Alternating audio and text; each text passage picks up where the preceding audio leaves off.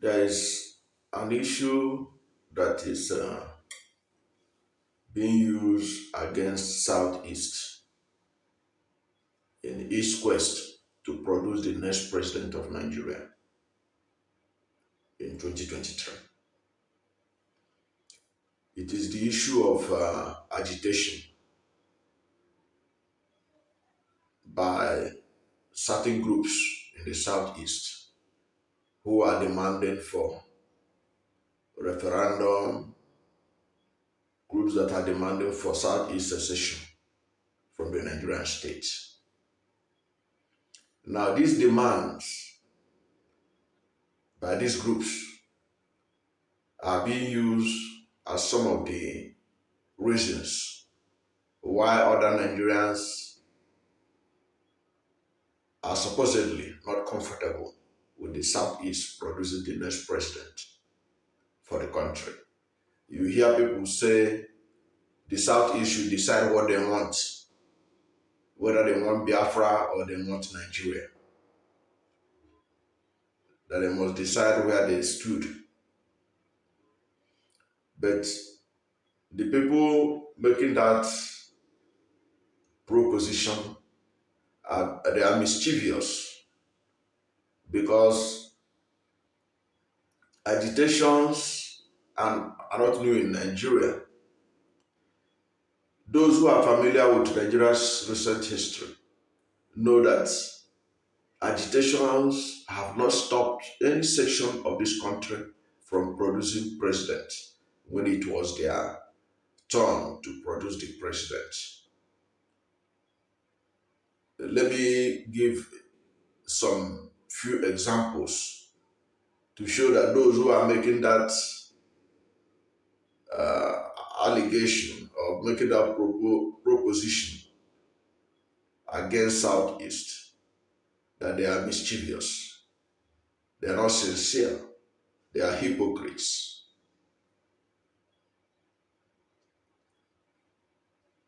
Before 1999, after the annulment of June 12, 1993 presidential election, which a Yoruba man, MKO Abiola, was poised to win. And there was crisis. Most of those crises was in the southwest of Nigeria, in the mainland of the Yorubas. The OPC, you can go and check newspapers of that era. The Odua People's Congress were demanding for secession from Nigeria. They were demanding that they were tired of Nigeria. In fact, the crisis in the southwest was huge. A lot of people died. And it was as a result of that tension in the southwest, the uncertainty of the future of Nigeria because of what was happening in the southwest, that the political elite decided at the return of democracy in 1999 that the presidency of Nigeria should go to the southwest to assuage their feelings, to reduce the agitations for secession, agitations to make the government of the day ungovernable. You can go and look at some of what people were saying then. Even the present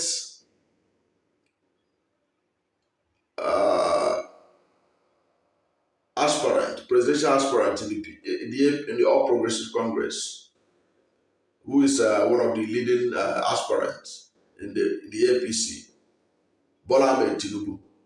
You dig out where he said that he has lost faith in one Nigeria. He doesn't believe in one Nigeria. That was the atmosphere that the Southwest was when Obasanjo emerged as the president of Nigeria. Nobody asked the Southwest to go and decide whether they want to be in Oduduwa Republic or they want to be in Nigeria. They were given that privilege to produce a president for Nigeria. And the two major political parties at the time elected Southwest candidates for the presidential election, which made it head or tail, Southwest won. Head or tail, a Yoruba man is going to be the president of Nigeria in that election. And that was exactly what happened. And in that election, even the Yoruba themselves preferred Chief Olufalaye, and they voted for him in block. He got block vote of the Yorubas. But other Nigerians voted for Chief Olusegun Obasanjo, who eventually won the election. Since the election is based on numbers, majority of Nigerians backed Obasanjo, and he became president. And to the credit of Obasanjo, he was a pan-Nigerian president. So what Nigerians did in putting their trust in him, that he would be fair to all Nigerians, he was actually fair to all Nigerians. Nigeria was not as divided as it is today. Every part of Nigeria had a sense of belonging. Even the agitators, he tried to bring them on board, those he could be able to bring on board. Are you getting it? That was it. So nobody denied Southwest the opportunity to produce president because OPC was demanding for secession. Because OPC was demanding for Oduduwa Republic. No. Oftentimes, those who are making this demand, they are not as populous as those who are silent. Majority who may disagree with them. But at the end of the day, it did not stop Southwest from producing the president for Nigeria. So nobody should come and use that kind of argument against Southeast. Another example I want to give is this. If you look at the emergence of Goodluck Jonathan as vice presidential candidate of the People's Democratic Party in 2007, at that time, it was at the height of Niger Delta militancy. Militancy was raging in the Niger Delta. Nigeria was not able to meet its OPEC quota because the pipelines were being sabotaged everywhere in Niger Delta. The federal government applied all its muscles against the militants, but it couldn't stop it. So what did Obasanjo do? What did he do? In picking Umaru Musa Yar'Adua from Northwest and then governor of Katsina State as the PDP presidential candidate, he had to go and look for a Niger Delta person at the height of the highest militancy in Niger Delta and brought him to come and be the vice president to Yar'Adua. Obasanjo did not say that Niger Delta cannot produce vice president until they go and keep their house in order, until all the militants in the creeks drop their guns. But what Obasanjo did even became a master stroke, because at the end of the day, it was Goodluck Jonathan that spearheaded the amnesty program, because he began to go reach out as vice president to these militants and begin to negotiate with them, begin to let them understand how the processes of governance work. And the amnesty program was created. and they doused the tension. And when that amnesty program was created, Nigeria's oil production increased astronomically, whereas the thing was dropping drastically under Obasanjo because Obasanjo was trying to use force to make the militants to stop sabotaging the sector. But it didn't work. So if militants could not stop Goodluck Jonathan from emerging vice president in 2007, I do not see why agitators in the southeast could be a reason why anybody can stop a southeast presidential candidate from emerging. It doesn't make sense. The person is only being smart by half. It doesn't work that way. So that is the truth.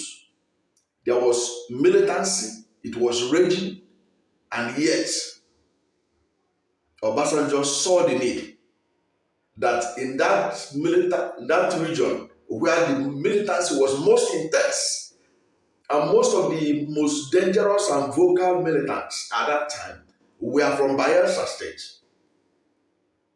You can go and check your records. And that was exactly the state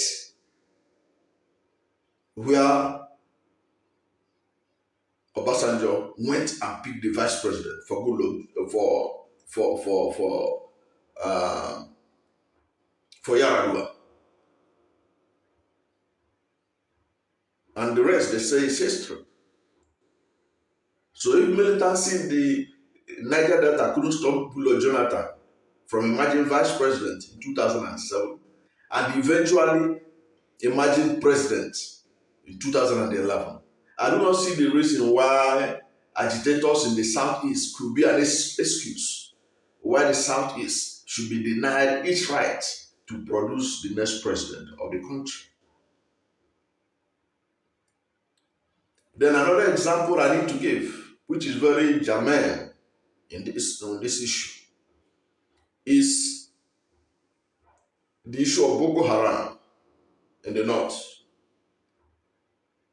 When the Boko Haram insurgency was raging, of course it's still raging, in the northeast, under the administration of Goodluck Jonathan, when it became much intense.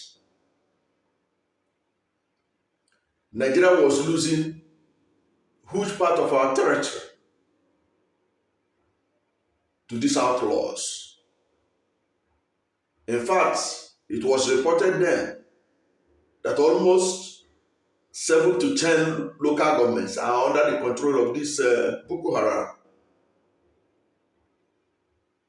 And the Boko Haram itself was spreading Sharia and Islamic ideologies. They wanted Sharia. That's what they want.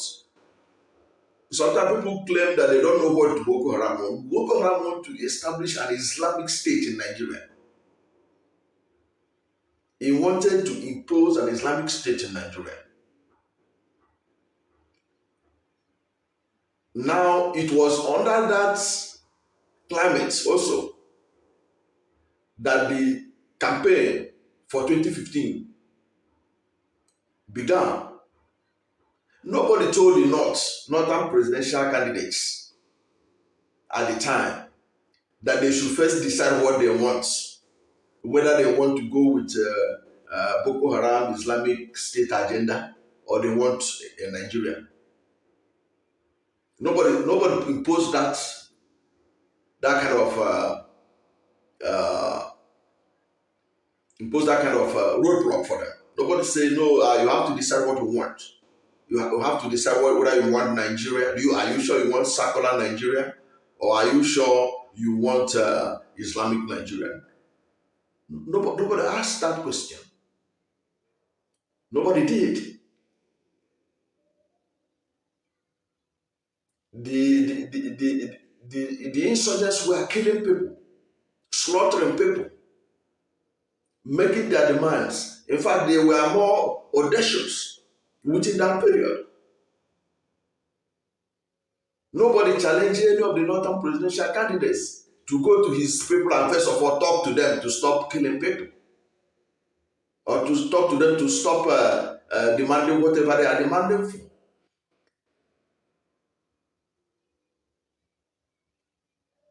So if Boko Haram could not stop a northern presidential candidate from emerging in 2015, I don't see the reason why it should stop a Southeast presidential candidate in 2023. Just look at what the Boko Haram themselves have done. Before the 2015 election, Boko Haram had already killed over 30,000 Nigerians. They have created over 2.5 million internally displaced persons, IDPs. They have created almost 500,000 refugees in the Nigerian Republic. They had created over 100,000 refugees in Cameroon. In Chad, they have created over 120,000 refugees that ran away from Nigeria. Yet, it didn't stop a northern presidential candidate from emerging in 2015 and eventually winning the election.